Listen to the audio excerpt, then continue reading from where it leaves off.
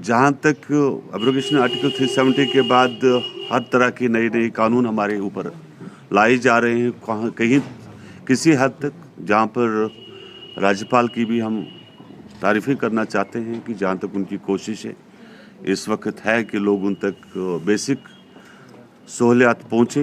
एक ज़रूरी मामले जो हैं ज़िंदगी के, उनको लेकर हम आगे बढ़ सकें। लेकिन उसके साथ-साथ कुछ ऐसे कायदे कानून जो हमारे सर के ऊपर डाले जा रहे हैं, जम्मू कश्मीर में ख़ास करके लेके, जो हमने कभी सोचा भी नहीं था जिन चीज़ों को लेके। और मैं चाहूँगा कि गवर्नर साहब, क्योंकि एक वाहिद रिप्रेजेंटेटिव जो है जम्मू कश्मीर में, जो यहाँ के बदले बात कर सकते हैं सेंटर में, क्योंकि जहाँ तक एब्रोगेशन 370 की भी बात मैं करूँ तो उस वक़्त भी अगर पार्लियामेंट में बात की थी तो जनता दल यूनाइटेड ने की थी। जहाँ तक हमारे 70 प्रॉपर्टी टैक्स का मामला जो है, अभी आया कुछ भी नहीं, लेकिन जा रहा है बहुत कुछ। अगर आप देखें कि पिछले 1 साल से 1.5 साल से ऑलमोस्ट जम्मू कश्मीर बंद पड़ा हुआ है, इकोनॉमी हमारी ख़त्म है और बिज़नेस कम्युनिटी बहुत बड़ी मुसीबत में है। उससे बाहर निकलना बहुत बड़ी तकलीफ़ है।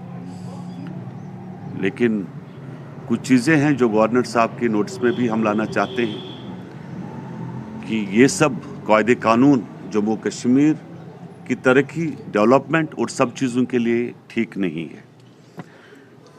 यहाँ पे जब आर्टिकल 370 नहीं था तो हमारे यहाँ स्टेट सब्जेक्ट होल्डर थे और प्रॉपर्टियाँ थी लोगों के पास। तो इस प्रॉपर्टी को तब आप मान सकते हो कि टैक्स दे जब ये लोग कुछ कमा रहे हो।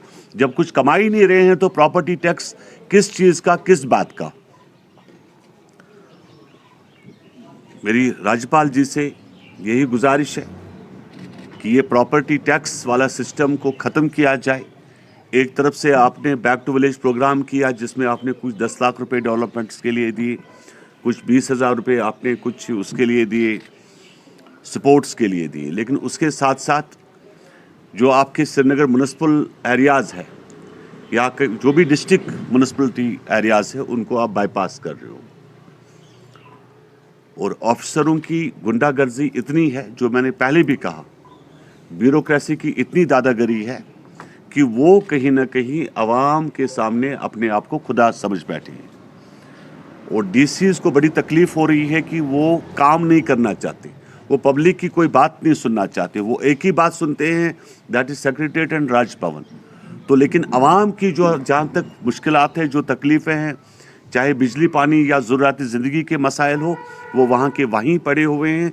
और उसमें जो आपकी ब्यूरोक्रेसी है वो टस से मस नहीं हो रही है। जो हमने पहले भी कहा, ब्यूरोक्रेसी को रिशफल करना भी काफ़ी ज़रूरी है इन हालातों में। और ये सब चीज़ें लेकर आप जम्मू कश्मीर में नहीं चल सकते।